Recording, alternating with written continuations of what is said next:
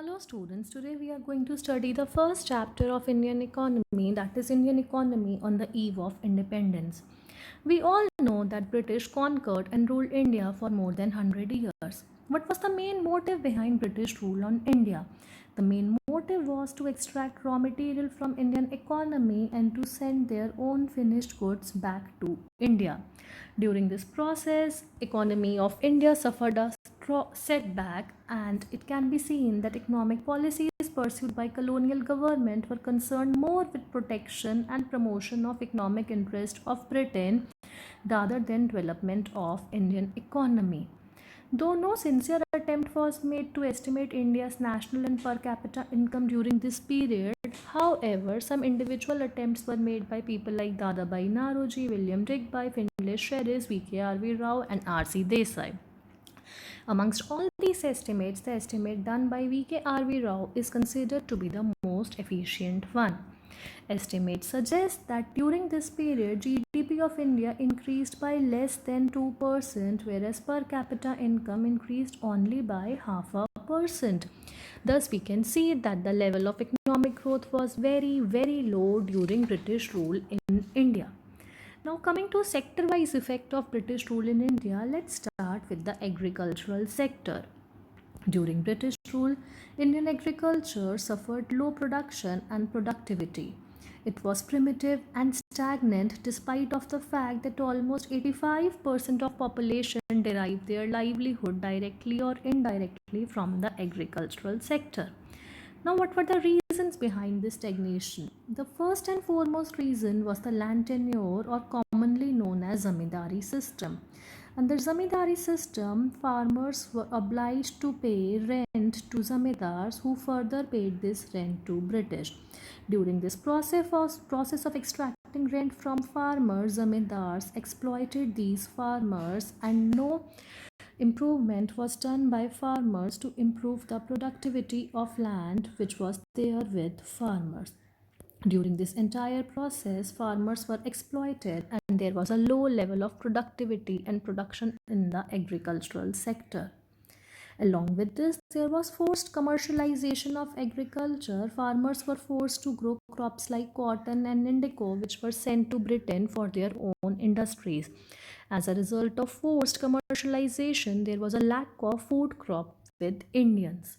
There was low level of production and productivity because of no investment being done to improve the land holdings. Thus, during British rule, Indian agriculture became backward, stagnant, and non-vibrant. Coming to industrial sector, British led to deindustrialization of Indian economy. D as in destroy industries, that is British destroyed industries of Indian economy. Basic industries that were operational at the time of advent of British was handicraft and handlooms, and they were destroyed by British because of the twofold motive. The first motive was to get raw material from Indian economy at a cheap rate for their own upcoming industries, and the second motive was to sell British manufactured goods back to India at a higher price. There was a lopsided industrial structure during British rule, with paper and cement were few industries at the time of British rule in India.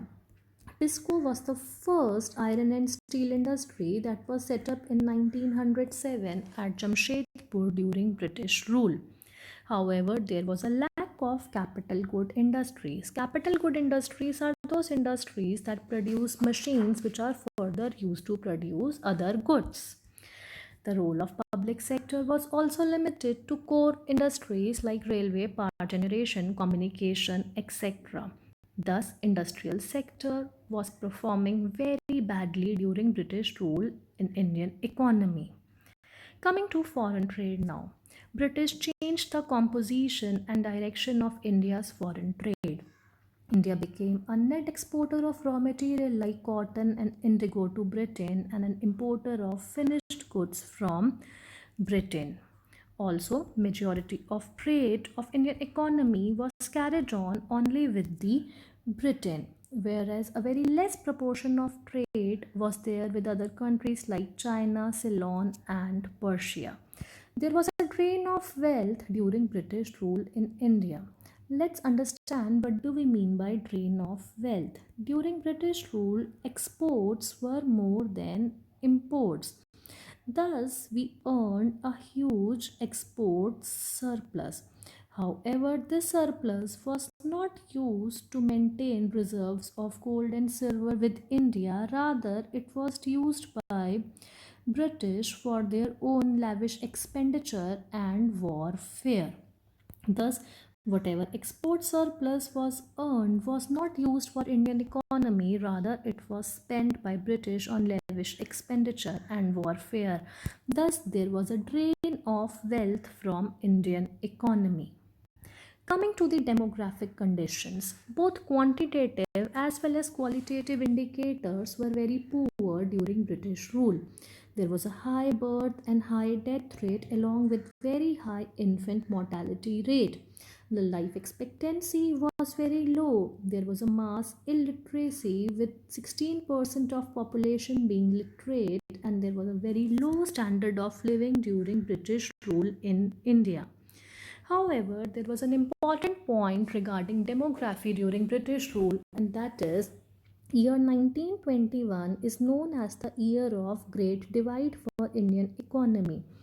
What do we mean by year of Great Divide? In 1921, India entered from stage 1 to stage 2 of theory of demographic transition. In stage 2, we have a low death rate and a very high birth rate, leading to a high growth rate of population. Thus, after 1921, India's population increased continuously and rapidly. Coming to infrastructure, one of the positive contribution of British rule was developing infrastructure in the Indian economy. However, the real intention was not to develop the Indian economy but to serve their own colonial interest. The first and foremost infrastructure facility that was provided by British was railways. The motive behind introducing railways was cheap movement of people and movement of raw material from inside to ports of the country. Railways helped in increasing the commercialization of Indian agriculture. Similarly, roads were built in order to mobilize army as well as raw material from interior to ports of the country. Water and air transport was also developed, however, they did not perform fairly because of some problems. Communication was also introduced in order to have administrative control throughout the country. Coming to the occupational structure during British rule, it can be seen that agriculture sector was the mainstay of Indian economy with around 70 to 75% people dependent on agriculture. Only 15 to 20% people were engaged in services and only 10% of people were engaged in the manufacturing sector. There were going regional variation as well, with states like Punjab producing more of agricultural goods, whereas other states like Karnataka and all having more workforce in the service sector. Now, the last question was British rule good or bad for the Indian economy? Though some positive contribution was made by British in India like development of infrastructure, however, overall we can say that British rule led to stagnation of the Indian economy. Agriculture though became a profitable venture because of commercialization, but it suffered stagnation and low productivity. Though there was spread of transportation and communication facilities, but that was again to serve the colonial motive. There was a development of monetary system which is today even helping the Indian economy.